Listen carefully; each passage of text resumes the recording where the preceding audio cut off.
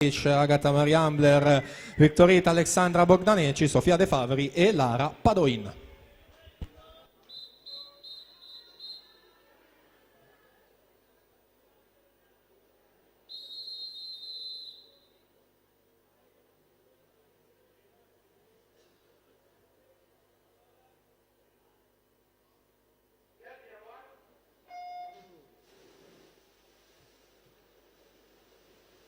Prima batteria assoluti maschi, 2 Alex Rossi, 3 Alessandro Zanchettin, 4 Marco Esposito, 5 Luca Crema, in 6 Jacopo Pellizzari. E dunque l'ultima batteria del settore femminile assolute, sempre Viola Magoga a guidare la graduatoria provvisoria con 26,47. Agata Mariambler corsia 5, 26,43, dunque per 4 centesimi fa meglio della Magoga, sarà lei in corsia 4 nella finale.